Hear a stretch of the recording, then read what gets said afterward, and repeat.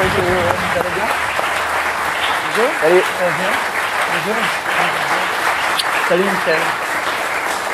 Ce petit bonhomme qui a enflammé des salles entières, y compris le Zénith.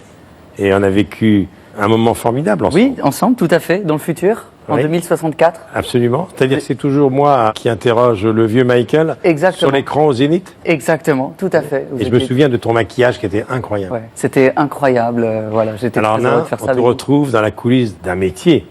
Mais de l'autre côté, De l'autre côté, cette fois-ci, c'est ouais. le doublage. Le doublage, ouais.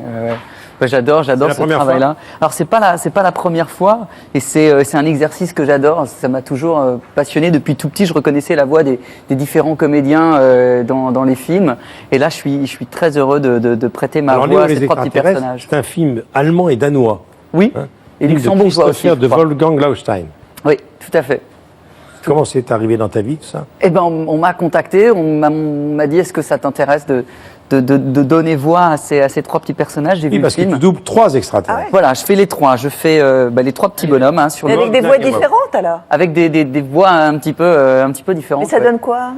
Ah bah alors On va le voir dans un instant. Ah, vous allez voir dans un instant. C'était il y a un petit On va le moment, voir, mais je pourrais en réécoutant, je pourrais éventuellement vous les refaire. Léo et Train des rêves.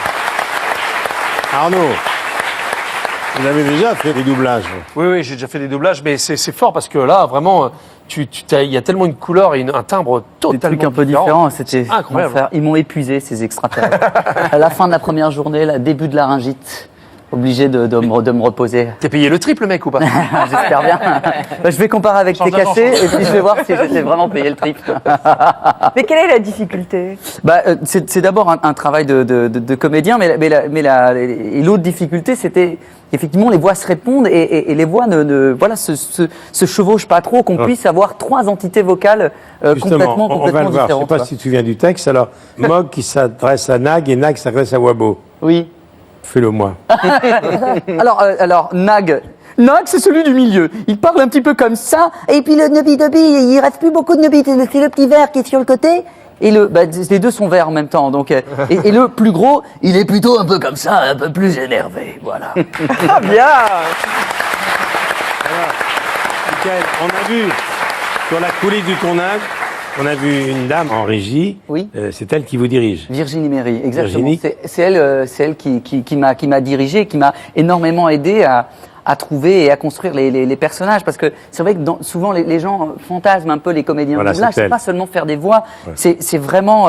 D'ailleurs, c'est pas justement faire des voix, c'est jouer la comédie.